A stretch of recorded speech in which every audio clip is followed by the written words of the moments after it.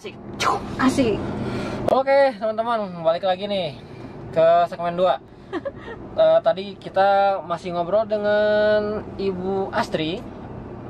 Lagi-lagi gue ulangi review lagi. Bu Astri ini pernah mendapatkan reward sebagai Best Employee karyawan BPJS Ketenagakerjaan Regional Jawa Barat. Nah, itu nggak mudah dan itu juga butuh usaha, pasti butuh proses. Nggak mungkin ujuk-ujuk dapat nih, nggak mungkin. Pasti ada usaha dan effort. Tadi kita udah bahas masalah apa aja sih yang kita harus persiapkan, komitmen, proses, terus juga usaha, doa, dan tadi udah Bu Astri jelaskan. Sekarang kita lebih bicara ke hal yang lain, lebih general. Bu Astri kan kira-kira Bu Astri ada tips nggak? Dulu kan pernah di bidang umum dan SDM ya. Yeah. Untuk memahami karakter orang lain itu seperti apa sih Bu Astri? Biar kita tuh lebih tahu gitu loh. Untuk membangun suatu pola sistem yang kita bangun itu nggak harus dari sistemnya dulu, tapi secara personal dulu kita dekatkan hati kita, betul nggak? Betul. Nah, mungkin ada trik-triknya untuk dekat dengan orang biar gampang gitu loh Bu Astri, mau nggak? Iya. Sebetulnya kalau kita berkomunikasi sama orang ya, kita kan memang harus tahu background dulu nih. Betul. Background orang itu seperti apa? Intinya, apalagi di institusi kita seperti ini, kita nggak pernah bisa memilih rekan kerja kita siapa, atasan kita siapa, atau bahkan nanti bawahan kita siapa gitu kan. Kita nggak pernah bisa memilih itu gitu. Jadi memang semua kembali ke kita.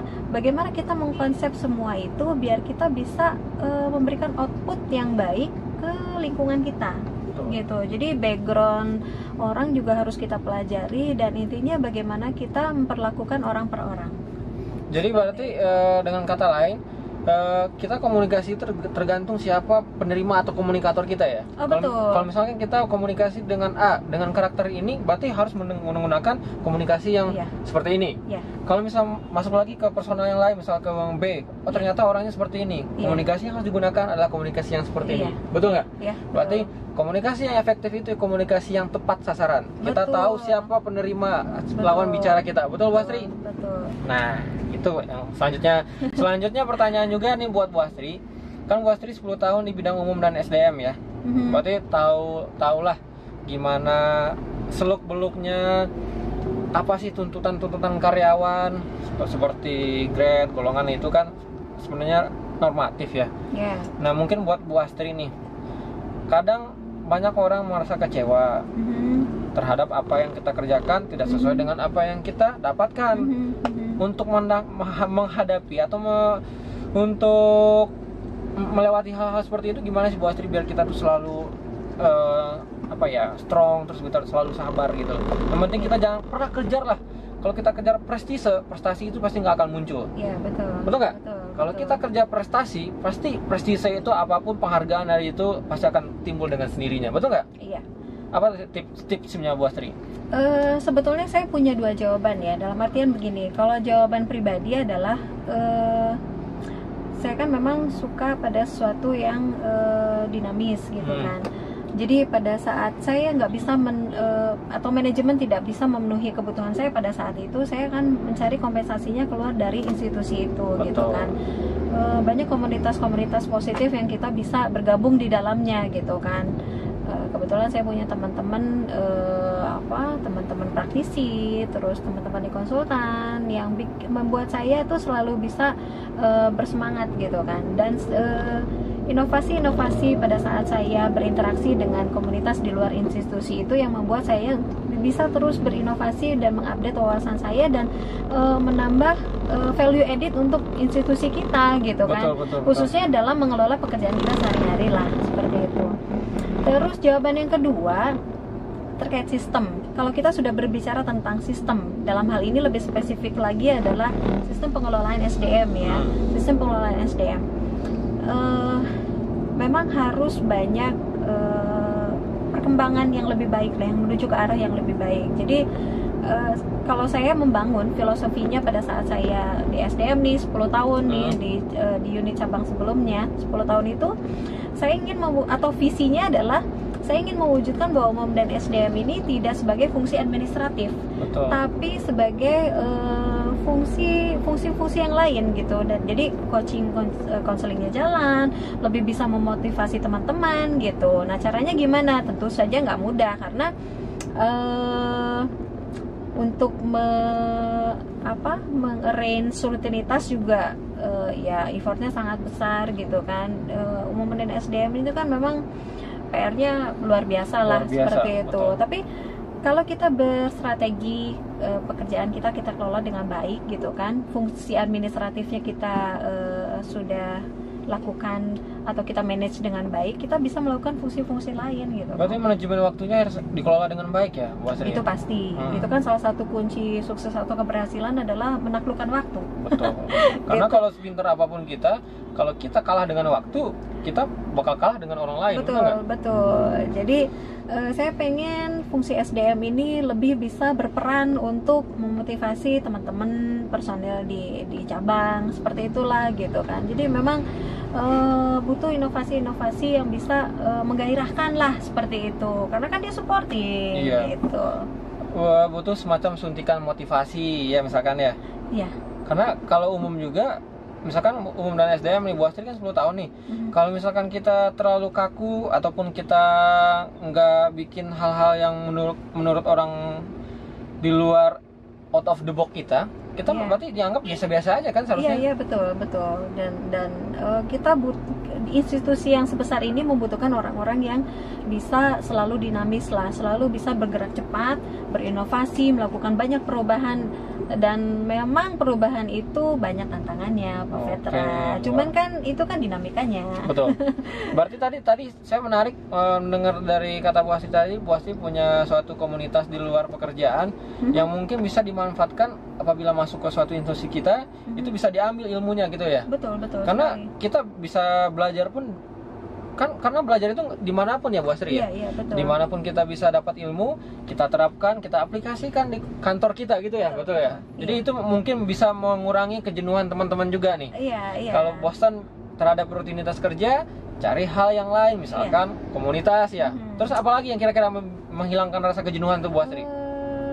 Jadi intinya gini, kalau just rutinitas itu akan sangat menjenuhkan, apalagi untuk yang udah masa kerja yang sudah ya cukup lama lah, seperti puluhan tahun ya. Betul. Jadi memang harus ada kompensasi lain gitu kan.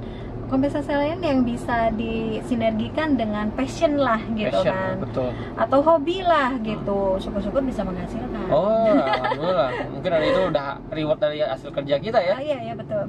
Dan mungkin tambahan lainnya adalah kita perlu network. Yang namanya relasi jaringan, itu bagus ya. Betul, relasi itu harus kita bangun dimanapun kita berada, karena itu akan sangat membantu kita dalam ya apapun lah ya gitu, dalam pekerjaan, dalam kebutuhan pribadi, kepentingan pribadi dan sebagainya. Network itu sangat memudahkan kita untuk bisa melakukan hal-hal yang kita harapkan. Bangun relasi sebanyak-banyaknya dan karena relasi itu membantu kita untuk kemana-mana ya. Betul. Benar nggak? Betul. Setuju nggak kalau misalkan ada orang bilang gini Bu Astri, kalau misalkan kalian investasi barang itu akan habis. Tapi kalau kalian investasi teman, itu akan bertambah kemanapun kalian ketemu, investasi itu pasti ada. Benar nggak? Iya, setuju. Jadi kalau misalnya gini Bu Astri, ada lagi nih pertanyaan yang cukup menarik nih. Kita kerja rutinitas. Di luar itu kita ada misalkan komunitas. Berarti di situ ada manajemen time management kita yang harus lebih bagus ya. Misalkan kita udah ngatur waktu dengan pola yang baik, manajemen waktu kita udah sangat rapi, terus juga kerjaan kita juga sangat rapi. Nah, waktu untuk keluarga nih kapan nih? Nah, buat keluarga tuh kapan gitu? Orang pasti nanya nih Bu Astri. Kalau Petra mungkin belum berkeluarga, tapi mungkin ada sedikit tips lah buat kedepannya. Kalau keluarga itu gini loh Petra, biar nanti nggak ganggu ke pekerjaan, nggak ganggu ke rutinitas. Gimana Bu Astri? Itu juga apalagi kalau untuk wanita pekerja ya. Itu luar biasa gitu. Jadi kualitas lah, intinya di kualitas ya. Pada saat nanti kita diberikan kesempatan gitu kan untuk bisa menemani keluarga, ya kita harus totalitas di situ gitu. Kalau sedang kita di ruang lingkup pekerjaan, kita juga harus totalitas gitu kan. Dan kebetulan sih saya bangun rumah tangga itu ya ngeblend lah gitu kan. Kadang saya ngedate sama suami gitu kan istilahnya. Kira-kira kalau tahu hari apa nih kira-kira? Nggak Apa hari tentu, kerja? Oh tentu nggak emang nggak juga. dijadwalin ya? Kadang-kadang pulang kantor kita nonton, Oh, gitu. Dan habis nonton kita ngomonginnya kerjaan, Oh. gitu. Jadi apa ya? Dibawa enjoy ya, ibaratnya Iya, tuh fleksibel aja masalah waktu, Iya, masalah iya. misalkan ada kesempatan nih buat jalan sama suami, Iya. ya jalan ya. Jalan aja. Nggak usah dipaksain, oh nanti Sabtu Minggu kita jadwalkan gitu. Nggak selalu Nggak seperti itu. Jadi Oke. kadang saya juga loncat-loncat di kasur sama anak-anak sebelum tidur, itu menyenangkan ternyata. Karena suatu kebahagiaan itu dari hal-hal yang sederhana ya, Bu Astri ya. Iya, bahagia itu sederhana loh kok. Bagaimana kita menciptakannya aja sebetulnya. Oke, betul. Kebahagiaan itu mutlak untuk manusia, tapi untuk kebahagiaan itu wajib untuk kita lah yang ciptakan, benar nggak? Oh iya, betul sekali. Memang kita harus selalu menciptakan kebahagiaan, apalagi kita bisa memberikan kebahagiaan buat orang lain. Oh, itu sangat luar biasa, Bu Astri. Bener.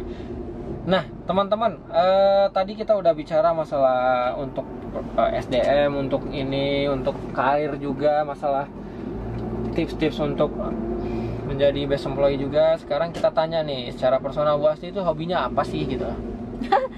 Hobi, ya sebetulnya saya senang nyanyi gitu kan. Terus ya lebih ke seni sih, lebih ke seni. musik. Bermusik ya? Nggak bermusik, nyanyi aja gitu. Pokoknya dalam bentuk seni aja. Iya, segala sesuatu yang desain interior juga lumayan suka gitu kan. Jadi ya gitulah. Terus passion saya memang, saya seneng sih memotivasi orang gitu kan. Motivator ya?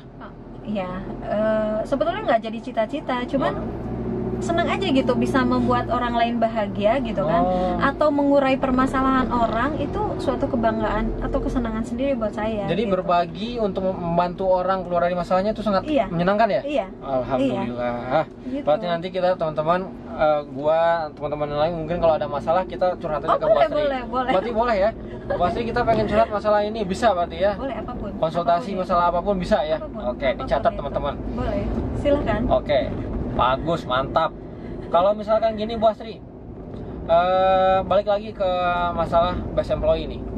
Kita udah muter-muter, balik lagi ke best employee. Best employee itu supaya kita mendapatkan apa yang kita inginkan, rencana, planning kita itu sesuai dengan proses yang kita jalankan, benar nggak? Betul.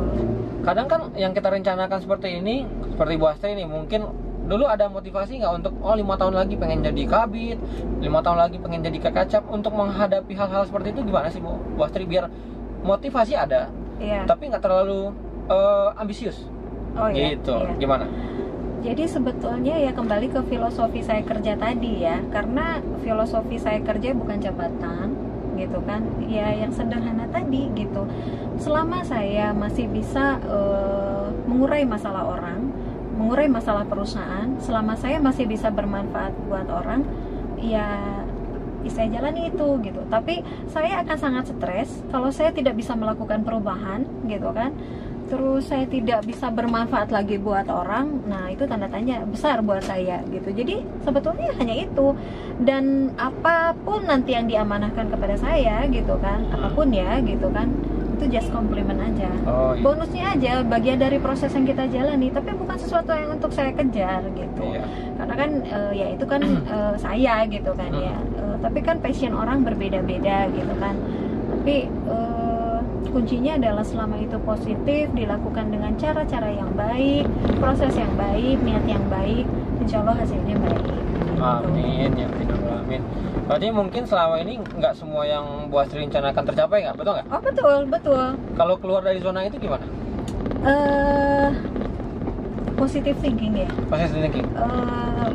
Kita nggak mungkin nggak pernah diberikan cobaan gitu kan, cobaan yang berat, cobaan yang ringan, dan apapun dan sebetulnya tergantung kita menyikapinya gitu kan.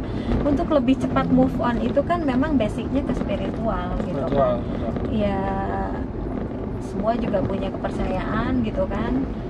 Kalau based onnya itu insya Allah lah gitu kan. Kita punya keyakinan bahwa, karena kan pernah saya sharingkan di briefing juga yang namanya hukum tarik menarik gitu kan. Jadi tentang apa yang kita pikirkan, seperti ini nih tadi, kita bete juga nih kan, tadi perusahaan udah ngelemparin amplop aja berkas-berkas yang ada di mejanya dia, tapi positive thinking aja dan yakin dengan komunikasi efektif yang nanti kita sampaikan, bisa masuk juga tuh perusahaan. Alhamdulillah direspon positif, mudah-mudahan minggu depan masuk ya. Iya. Jadi sudah sangat banyak ilmu yang kita dapatkan dari Bu Astriana Novitalasari ya? Iya, betul. Jadi mudah-mudahan nanti bermanfaat bagi teman-teman. Boleh teman-teman ambil yang positifnya. Kalau emang nggak setuju nggak masalah juga. Kita juga nggak untuk memaksa kok. Ini cuma untuk share, just for share aja ya. Iya. Jadi anyway teman-teman, berhubung kita sudah sebentar lagi sampai ke kantor lagi untuk dinas kembali dan baterainya sudah low bat juga. Mungkin terakhir closing statement dari Bu Astri untuk menghadapi suatu permasalahan itu seperti apa, terus untuk menjadi yang terbaik itu seperti apa ya. Kalau untuk menghadapi masalah, memang kita harus pahami dulu permasalahan itu, dan itu semua kita kembalikan ke diri kita gitu kan. Jadi kita mapping masalahnya seperti apa dan kita kembalikan ke diri kita gitu kan. Saya juga terapkan yang pernah saya sampaikan, healing emotion itu sangat membantu saya untuk selalu berpikir jernih dan output saya selalu insya Allah positif gitu kan. Jadi hal-hal seperti itulah yang saya lakukan dan mungkin bisa teman-teman ikuti ya. Selama kita positif ya, maka semuanya menjadi ringan. Untuk menjadi yang terbaik, untuk yang menjadi yang terbaik memang proses itu penting ya, dalam artian begini, saya memang sudah dididik orang tua saya untuk selalu the best gitu kan.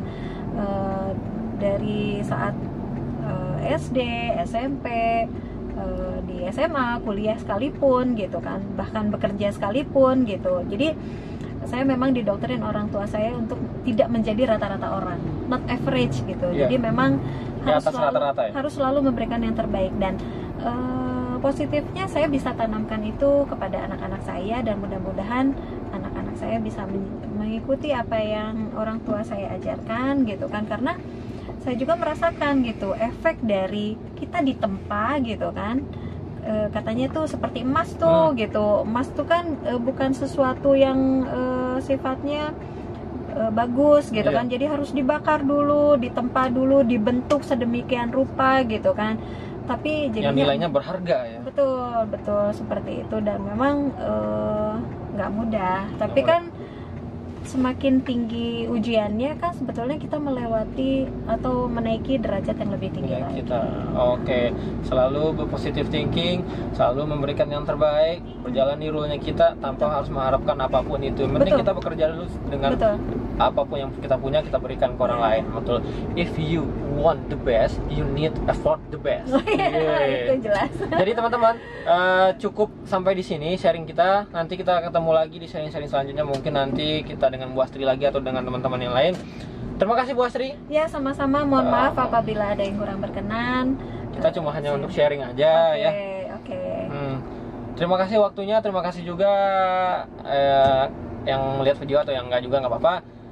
Thank you for watching. Happy next time.